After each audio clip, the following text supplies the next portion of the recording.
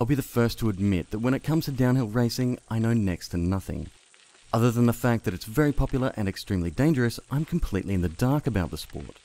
It's probably a good thing that you came here to hear me talk about mobile games, because that's something I do know a little bit about. As is quite common with a lot of mobile physics-based races, the graphics in Downhill Supreme are very simple. It blends a very basic three-dimensional foreground with a sparsely coloured two-dimensional background. The effect is quite eye-pleasing and looks great at high speed, which is definitely one of the game's strong points. Combined with the physics system, it can impose quite a sense of tension as you're careening towards the edge of a cliff. The game is quoted as having realistic physics and suspension simulation. Now, in most cases, the bike does seem to behave somewhat realistically. Occasionally, however, the limitations of the physics engine will shine through, like bouncing 20 feet in the air after falling a distance that would have normally killed most people, for example. Another area the engine could use some work is during crashes. The player model has a very limited range of movement and looks a bit silly sliding along the ground on elbows and knees. I would love to see a more realistic approach to body damage and blood added to make the crashes more amusing. The sound of the tyres on the ground, the bike when pedaling and braking are all surprisingly well done. These, combined with the ambient outdoor effects, really add to the immersion factor. In comparison, the shocked noise from the crowd when you crash and the game's one music track really let the audio department down, as these are quite annoying and repetitious. Downhill Supreme features frames, suspension, forks and wheels based on real-life parts from various downhill racing vendors. You can pick and choose the combination that best suits you.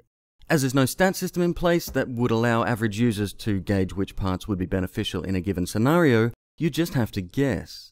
I really like the design on some of the frames and pretty much just stuck with what looked the best. It would stand to reason that the quote-unquote best items are the last ones unlocked, but there's just no way to tell.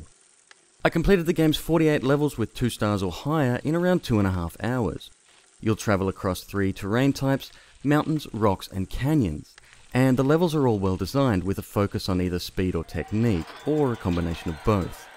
There's also a few input methods available, so players have the option of digital buttons, a sliding button or tilt controls. Throughout each level you'll pass checkpoints at certain intervals. These allow you to continue from that point if you were to suffer a crash. There's no penalty, time or otherwise, recorded against the player, which is a little disappointing. The system employed by games like Trials, for example, are an excellent way to rate the player not only by time, but on skill as well. Unfortunately, there's no Game Center integration in the current version. It would be really nice to be able to compete with friends' scores, or even better, race against other Ghost players. All in all, I had a really fun time with Downhill Supreme. Sure, the game isn't the prettiest around, but given the game's only 99 cents and the developers have promised more levels in future DLC, it's definitely worth checking out. I think with a few minor tweaks and the inclusion of some form of multiplayer scoring system, this could easily rank up there with the best. Thanks for joining me for today's review. Don't forget to subscribe for loads more mobile gaming content. This has been Alex for Game Mob, that's www.gamemob.com.